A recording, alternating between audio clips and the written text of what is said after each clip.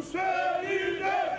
Η Ελλάδα ανήκει στους Έλληνες! What will be the first measure to change? All the illegal immigration out of my country, out of my home. Μισό λεπτό. Εντάξει.